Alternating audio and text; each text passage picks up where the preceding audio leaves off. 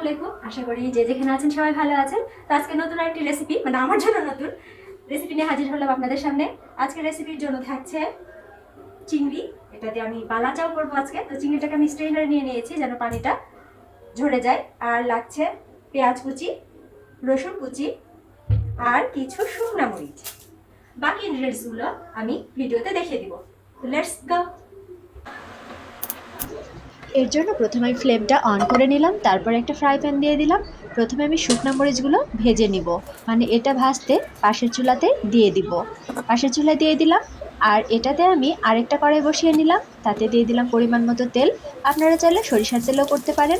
তো আমি প্রথমে পেঁয়াজগুলো দিয়ে দিলাম, পেঁয়াজকে বেরেস্তা করে উঠিয়ে নিব। খুব বেশি কালো করে ভাজবো না, এতে করে তিতা ভাব চলে আসবে। লাইট গোল্ডেন হলেই এগুলোকে আমি তেল থেকে ছেঁকে উঠিয়ে নিচ্ছি।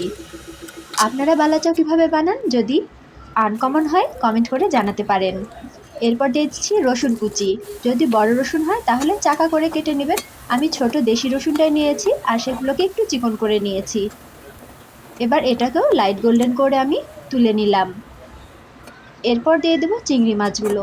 যেহেতু আমার চিংড়ি মাছগুলো শুটকি না, আর অবশ্যই আমি পানিটা আগে ঝরিয়ে নিয়েছি, সে কারণে তেলে দেওয়ার পরে খুব একটা পানি ছিটেনি। তবে আপনারা সাবধান এটা ভাজার সময়।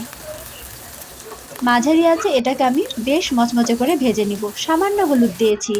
যাক, ভাজতে ভাজতে আমার কারেন্ট চলে যায়। কারেন্ট ফিরে আসার পরে আবার নতুন করে শুরু করছি। এই হচ্ছে আমাদের কাজের অবস্থা। যাই হোক, একেবারে মচমচে করে ভেজে নিয়েছি, দেখতেই পাচ্ছেন।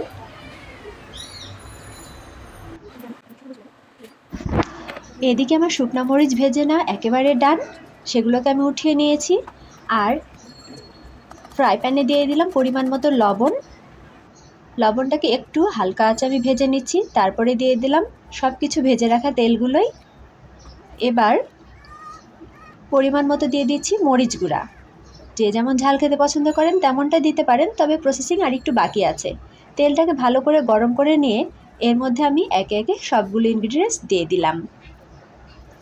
এবার কিন্তু ফ্লেমটা অফ করে দিতে হবে, তাছাড়া বেরেস্তা পুড়ে তিতা হয়ে যাবে। এবার সব কিছু একসাথে মিশিয়ে নিতে হবে, তাহলে কিন্তু তৈরি হয়ে যাবে বালা চাও।